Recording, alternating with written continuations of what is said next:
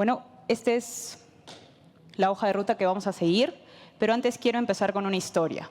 Érase una vez una fábrica, la fábrica de tejidos La Unión, ubicada en el distrito de Chumayo, Arequipa, cuya existencia de más de un siglo fue fuente de trabajo de hasta 356 trabajadores y sus familias. En ella trabajaron mis abuelos y bisabuelos. Lamentablemente, esta fábrica, que dejó de funcionar en 1987, hoy es un escenario ideal para retratar muchas cosas, pero pocas veces su historia real. Pero este tema del abandono se repite en muchos centros industriales de antaño y no discrimina sector. Pero esto es solo una cara de la moneda. De otro lado, tenemos regulaciones bien intencionadas de corte ambiental que propugnan la desaparición de los vestigios industriales. De hecho, en minería, nuestra propia legislación nos impulsa a considerar como primera opción el cierre definitivo. Entiéndase, demoler, desmantelar, desaparecer cualquier resquicio de la actividad. Y esto nos llevaría a ver justamente la zona donde se ubica actualmente el complejo metalúrgico de La Oroya, un poco como era antes de que existiera este complejo. Esto me permite introducirlos al tema que voy a exponer sobre cómo darle valor a estos vestigios mineros sin que caigan en el abandono o desaparezcan. Pero ¿tenemos vestigios mineros? Pues en el Perú tenemos pasivos ambientales mineros, que son rezagos de la actividad de hace muchos años, entre 6.900 a 7.000 según cifras oficiales del Ministerio de Energía y Minas.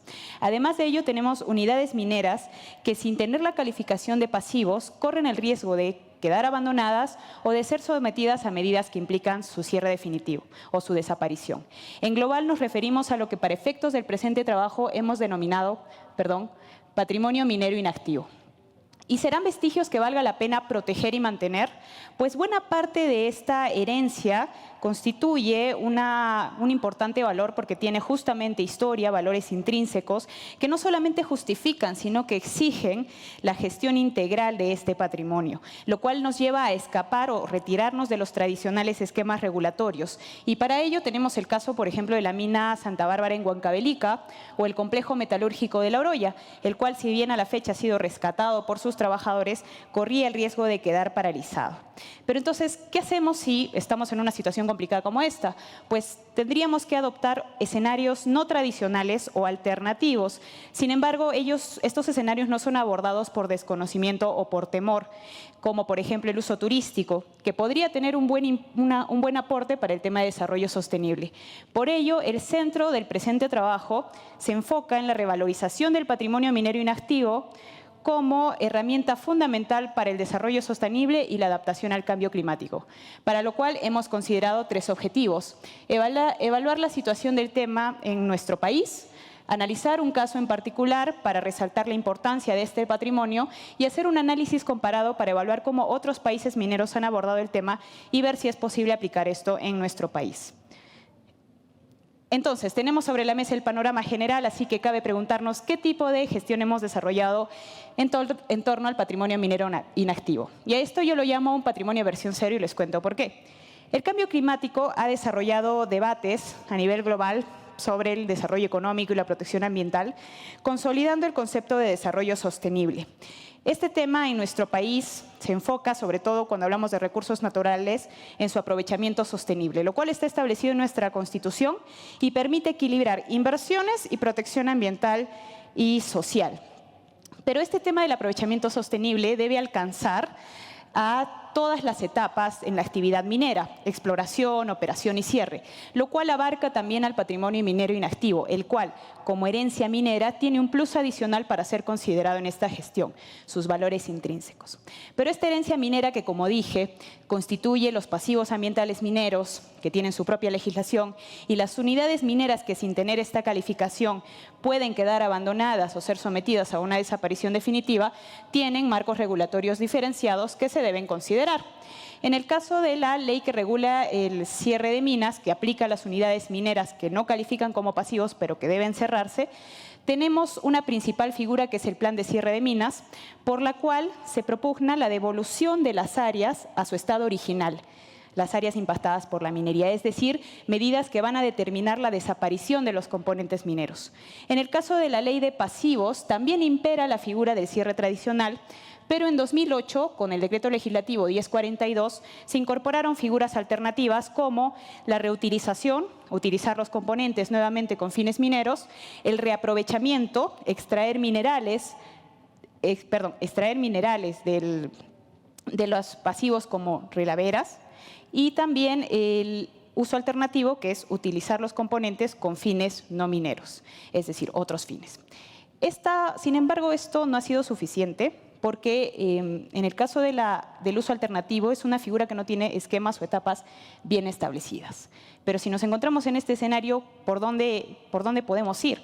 Pues la revalorización turística del patrimonio minero es una figura que ha estado imperando en el mundo desde 1960 y que propugna justamente la revalorización integral de todos estos componentes a fin de descubrir, catalogar y reconstruir el entorno donde se ubicaba este patrimonio.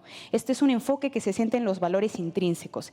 Y esta ola de revalorización del patrimonio industrial ha llevado a que 29 sitios con patrimonio minero a nivel mundial figuren en el listado de la UNESCO. Sin embargo, vemos que en nuestro país la gestión del patrimonio minero no es suficiente, porque una puesta en valor real de dicho patrimonio implicaría una comprensión objetiva, es decir, una especie de reconocimiento de su valor, lo cual puede llevarse a través del uso turístico, que es una oportunidad para recuperar bienes industriales y adaptarlos a las necesidades de la sociedad, con un enfoque no solo en el desarrollo económico, sino también en la identidad cultural y la protección ambiental. Pero el problema no es solo que la gestión del patrimonio minero en nuestro país no sea suficiente, sino que las dos figuras o los dos caminos que existen, convertirse en un residuo o en caso de ejecutar el plan de cierre, desaparecer, implican un alto riesgo de comprometer nuestra herencia minera. ¿Por qué? Porque podemos perder sus valores intrínsecos, su historia, la tecnología de sus operaciones y la cultura que se formó en torno a su desarrollo. Es decir, un riesgo de perder una parte de nuestra identidad como país minero.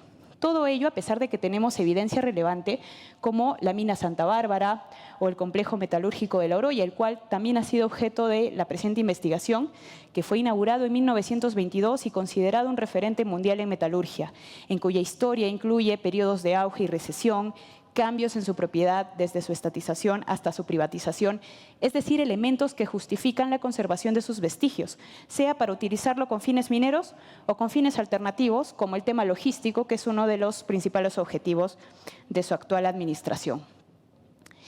Entonces, viendo que en nuestro país no tenemos mucha base sobre el tema, vale la pena revisar la situación de otros países que son o fueron mineros. Chile ha desarrollado una comprensión dinámica del patrimonio a través de la patrimonialización, que es un proceso para distinguir el legado como patrimonio nacional. Particular interés representa el campamento minero Sewell, el que vemos en esta imagen, construido a inicios del siglo XX, para brindar vivienda a los trabajadores de la división El Teniente. En 1998, además del plan de descontaminación en marcha, el Congreso Nacional de Chile aprobó la iniciativa de crear en Sewell el Museo de la Gran Minería de Cobre, mientras que Codelco, titular de la división El Teniente, elaboró un plan de acción para la elaboración y difusión para la conservación y difusión del campamento a través de un modo sustentable que se impulsó por un proyecto turístico para darle un nuevo giro a dicho campamento. Pero no era solamente para obtener réditos económicos, sino también para promover la identidad cultural y social. Y esto permitió que en 2006 Sewell se incorpore al listado mundial de la UNESCO.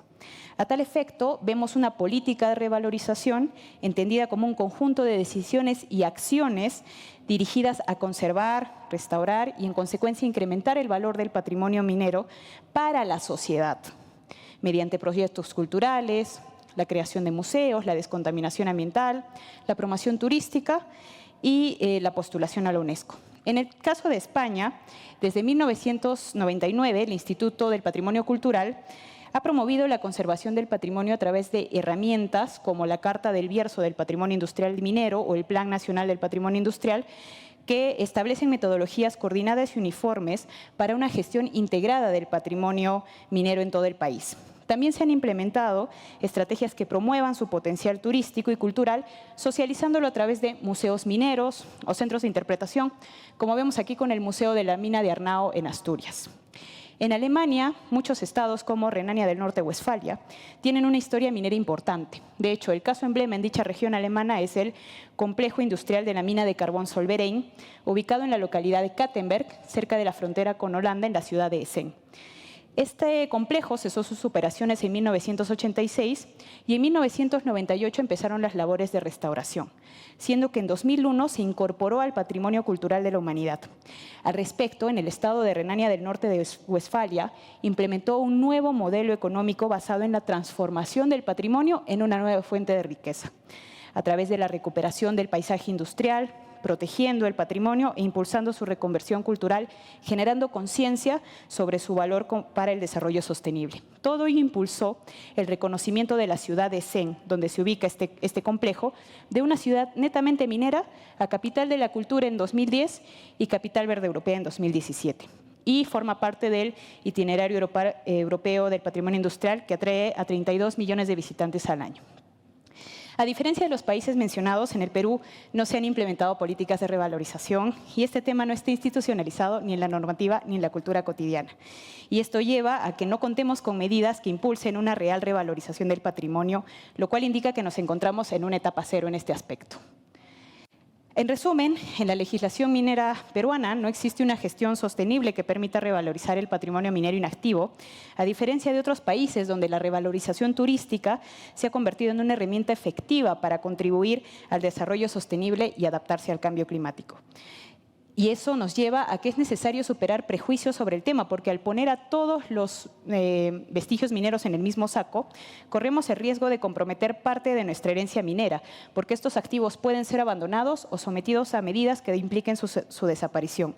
De hecho, los casos comparados nos muestran que tenemos estrategias de revalorización a la mano, como el turismo, para promover de manera integral las áreas donde se encuentra este patrimonio.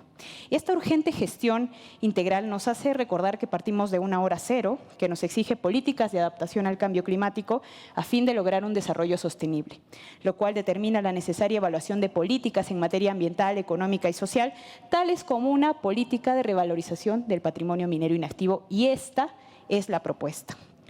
La razón detrás de esta propuesta es una reflexión sobre la vida misma, porque a veces existen situaciones complejas y problemáticas que quisiéramos desaparecer, pero pocas veces nos ponemos a pensar en las oportunidades que pueden surgir a partir de su aprovechamiento, como pasó con esta cantera abandonada en Shanghái, China, que hoy es un lujoso hotel. Al respecto, para atender el problema público que supone el patrimonio minero inactivo a través de la política de revalorización que proponemos, es necesario revisar la metodología aprobada por el CEPLAN para la elaboración de políticas públicas. En esta metodología se establece un análisis de pertinencia y 9 pasos para elaborar la política. En cuanto al análisis de pertinencia, se ha determinado que sí corresponde abordar el asunto de interés, revalorizar el patrimonio minero inactivo, por cuanto su gestión es de interés público, implica una prioridad nacional y cumple con la exclusividad, porque de la revisión de los planes nacionales, los planes estratégicos sectoriales, los reglamentos o normas técnicas, se ha visto que ninguno aborda el asunto de interés de manera directa. Y además debemos tener también un enfoque multisectorial en este aspecto. Asimismo, en cuanto a los pasos para la elaboración de la política, los pasos 1 a 4 han sido desarrollados porque se ha estructurado el problema público, el patrimonio minero inactivo, se ha determinado cuál es la situación futura deseada, su aprovechamiento sostenible, y se ha presentado a través del análisis comparado una alternativa de solución que sería su revalorización turística. Finalmente, a partir del análisis de caso, vemos que estamos en una transición hacia una etapa 1, porque al menos tenemos el reconocimiento de algunos vestigios industriales mineros, como la mina Santa Bárbara, o el complejo, o la fundición Tinyahuarco, pero lo que tenemos que hacer a continuación, una vez que consolidemos esta política, es tomar la referencia de los países comparados, del análisis comparado, para ver de socializar los marcos regulatorios, hacer uso de la planificación estratégica a largo plazo, entre otros objetivos que podemos utilizar para cumplir con esta finalidad. En conclusión, el cambio climático nos exige políticas de adaptación enmarcadas en el desarrollo sostenible. En tal sentido, el sector minero es fundamental para alcanzar los objetivos de dicho desarrollo y su valor se refleja justamente en el aprovechamiento sostenible de los recursos minerales. Esto debe alcanzar al patrimonio minero, herencia nacional, cuyo tratamiento convencional como el cierre definitivo no es suficiente. Por ello es importante explorar alternativas al patrimonio minero inactivo, investigarlo y determinar qué patrimonio se puede revalorar. A tal efecto, podemos hacer uso de las metodologías comparadas para alcanzar un nuevo modelo de desarrollo sostenible como una medida práctica y adaptativa al cambio climático. Y aquí la imagen de la mina Santa Bárbara, a la que hemos hecho referencia tantas veces en la presentación, Y reitero, no es lo que tenemos, sino lo que hacemos con lo que tenemos, lo que determina nuestro valor como país minero. Gracias.